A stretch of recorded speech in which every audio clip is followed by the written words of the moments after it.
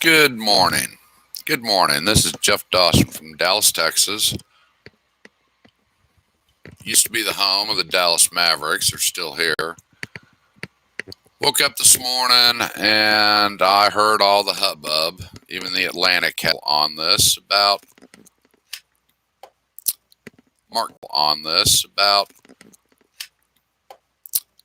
Mark Cuban deciding they don't want to play the national anthem at any of their home games. Excuse me. So I wrote an article about this. You can find it on my blog at lddjenterprises.com. Have it on my Facebook. But it really upset me that he thinks he doesn't have to honor our national anthem anymore. And this is what I wrote. Well. Mark Cuban has shown more than his true colors. He's shown his disdain for the country that allowed him to become a billionaire. Living in Dallas, Texas, I'm very familiar with the style and brand of basketball his organization plays. I'm not a basketball fan by any stretch since, let's just say, I wasn't the most prolific at the sport. Yeah, walking, dribbling, and chewing gum on the hardwood was more than a challenge for me. It was, to be honest, an impossibility. I was horrible at basketball. They only let me play because I was tall in junior high, but when I hit high school, it's like, yeah, on that, and I didn't blame them because I proved white men can't jump. You get about that high off the ground, that's not jumping. That aside, I remember when the Mavericks franchise hit the scene. My buddies at Stout Hall at Oklahoma State were very excited. Dallas had a Major League Basketball franchise, and since they were the new kid on the block, a lot of the guys were cheering for the underdog. Those were heady days, to say the least. I even took an interest in the upstart team. And then came the internet, and it all started going to hell. Jeff, you need to write underdog and not underground. This is why I have an editor for my books. Yeah, but the message was received. Due to financial issues, Don Carter, who was a very big businessman in the Dallas area and still has Don Carter bowling lanes in town, needed cash and needed it fast. Mark Cuban, rich, white, pampered, white Jewish boy, hits it big with his program for streaming, and Yahoo sold the farm to buy the streaming program for a ridiculous $5.7 billion. Now, a lot of that was stock options, but he did get a heavy infusion of cash. A bit much, but what the hell? Stocks were exploding and money was pouring in. What would Mark do with his newfound wealth? What else? Try and buy a professional sports franchise. Who and what to buy? The Rangers, Cubs, or Mavericks? Now, a lot of people forget about that. I mean, for years, the Gaylord family wanted to buy the Rangers, but MLB said, no, you can't have the Rangers because that would give you a monopoly. Yet they let WGN start televising Cubs games, and Ted Turner bought the Braves. He had his own. He had TNT, and he started covering Braves games every game. Now, I couldn't have the Gaylords buy the Rangers. That would be a monopoly. What a bunch of crap. All right, well, what does he do? As luck would have it, the Mavericks were looking to sell, and fast. We'll give the devil his due. In the early days, Cuban revitalized a flagging organization with sharp, precise, shrewd deals and put the team on a winning path. I remember those days. It was exciting. And in his unorthodox actions as an owner, by not wearing a suit, combing his hair, and verbally attacking officials for questionable calls, he became the poster boy for the new age owners. Anybody who watched the Mavericks back then, it was always on the and it never looked like he combed his hair, and he swore he would never wear a suit after he made his billions with Yahoo. And he hasn't. Fans across the country welcomed his tirades on and off the court with great zeal. He was going after the establishment and hard. He didn't care how much the league fined him. It only added to his vim and vigor and caused him to be more boisterous in his criticism of officials and the old guard, and we all applauded that and thought, hey, this is really cool. We did. He showed his players not only in the wallets that he had their back and would fight for them to the end. It was an exciting and refreshing time, and then it started changing. While Mark continued to expand his empire, he couldn't help himself and began becoming politically active. Nothing wrong with that. I'm sure many professional owners are politically active, but unlike Mark, they didn't have to shout it out from the rooftops. Mark was a big Obama and Hillary supporter and absolutely despised Trump, as have most of the technological elite have done in the past 5 years. Fair enough. First Amendment provides that right, but he couldn't stop there and became woke.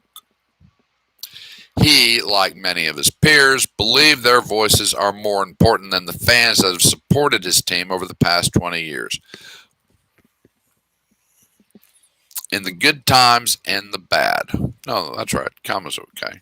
Granted, he did step up and pay his employees during the 2020 season with the shortened season, as those employees also have bills to pay. But that's where it stops. He took a cue from the soccer team in Tulsa, Oklahoma that refused to play the Star-Spangled Banner at Veterans Park before each game. Yeah, how about that? A soccer team, and then we didn't hear anything else about that team. I haven't forgot what their name was, but I remember researching that over the summer when I was writing an article about the Star-Spangled Banner. Yep, Cuban has decided on his own our national anthem will no longer be performed or played at any more home games for the 2021 season.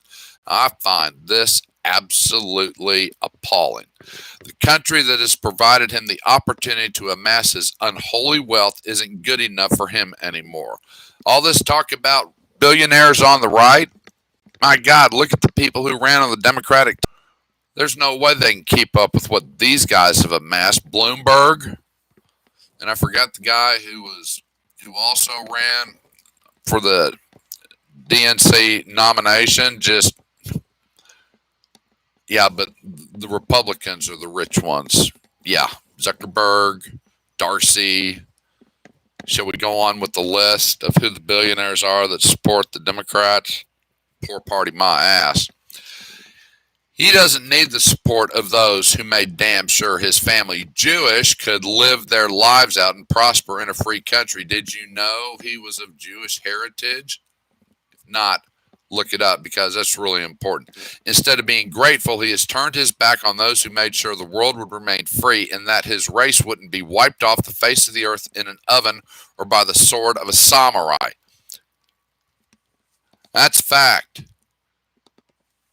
This country doesn't defeat Nazi Germany, fascist Italy, and Imperial Japan. A whole lot of us wouldn't be around here today. You think they cared about minorities' rights? They sure the hell didn't care about the Jewish rights.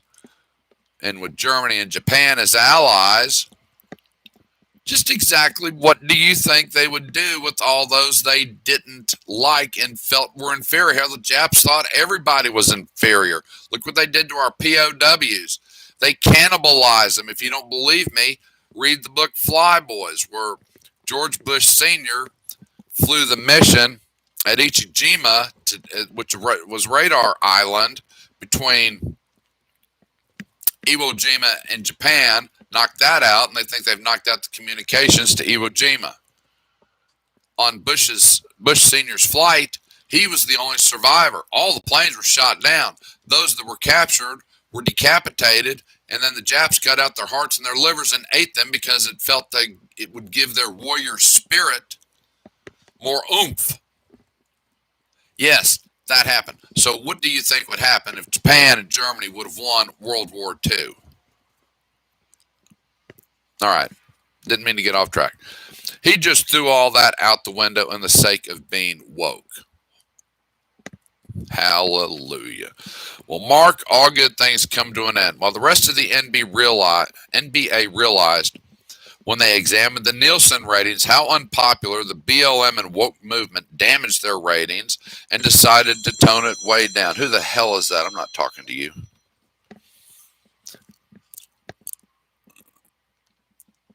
Ignore the stats and ban the national anthem at home games. Are you stupid or what?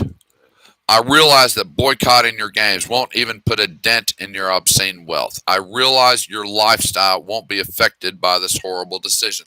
I realize your children won't go hungry at night when ticket sales and television ratings plummet. No, you won't be affected by any of this. One thing that one thing that you won't be able to gloss over is while there is a percentage that will hail you as a warrior,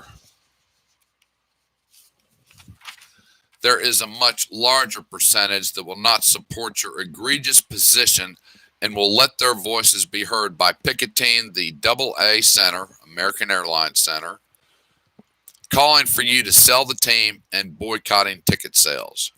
To the Maverick players, if you don't have a problem with the owner's action, you can also leave town. To the fans who do attend and don't agree with Cuban's decisions, you don't need the music to sing our national anthem. You only need to stand and start belting out the tune with or without the consent of management. Yeah, you paid to go. It's your ticket. Do what you want. It is a sure way to make your voices heard inside and outside of the American Airlines Center. It's time to woke Cuban up. And those are my thoughts on Mark Cuban saying they ain't playing the national anthem at any more home games. Can't wait to see what the fans got to tell you, Mr. Mark.